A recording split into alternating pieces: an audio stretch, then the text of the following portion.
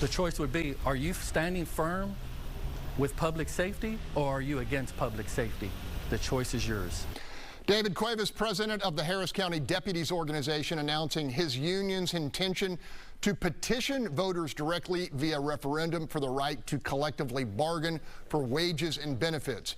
Representing more than 3,000 deputies and jail guards, Cuevas says his members have been chronically underpaid, under-equipped, and overworked at a time when voters view crime control as their top priority. We can't keep up. We are not able to hire people. We're not able to retain personnel. Something has got to give, and we're at that breaking point.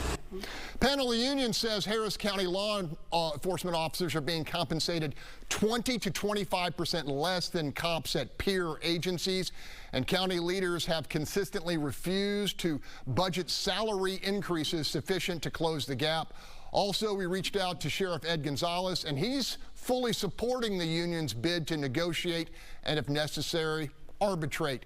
Okay, I've got one person on this panel who wore the badge. That's you, Charles Adams. You think this is a good thing that they're going to go to the voters? I mean, look, I think the taxpayers are going to pay for it. I do think we should have some pay parity. I think right now in the current law enforcement paradigm, I tell everyone I know, do not call HPD with their windows up, ignore all crime street policy, and I have good friends that work for HPD. I'm not indicting the officers as a whole, but that department is doing a miserable job not doing their job, right? I could give you detailed stories. My two closest friends both work for the county. One's a lieutenant, one's a sergeant. I think you call constables if you want a response. I think the SO is better than HPD. But when I hear someone from the union say, either you can support us or you don't support, what we need is we need to change both the perception of public safety in America, the perception of law enforcement. You didn't have to beat down the doors to get people to be cops when cops weren't unfairly demonized, right? And it's the only business where one person does a horrible thing and we demonize the rest. We need to fix policing. We need to end the drug war. We need to have, but this restorative justice community nonsense, don't police bad guys and treat criminals like they're heroes, is insane. And that's why we're going to end up paying more. Is this county leadership, comeuppance because they haven't kept up with the pay that is commensurate for the job? The county and the deputies, this whole thing is going back to El Franco Lee. Because a lot of times if somebody wins and it's not the person that the commissioner wanted, they don't treat them right. They don't treat them fair.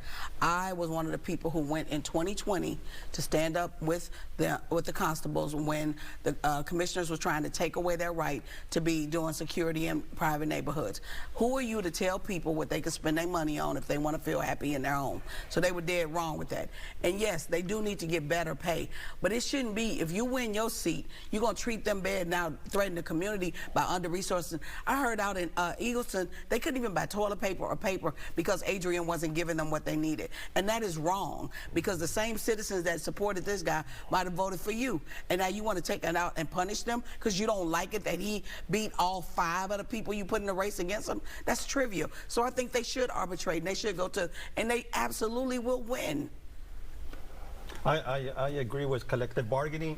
I think collective bargaining and the birth of unions have helped a lot of folks, especially the European immigrants at the turn of the century, lift from poverty up to middle class for better wages, better health conditions, and better working conditions. And I think they deserve it, and especially public servants. Quickly, Gary. Back to the question, which was, they need a pay raise. He's right. They're having real trouble recruiting people to work for the county, in the sheriff's office, in the jail, because they aren't paying enough, and those are tough jobs.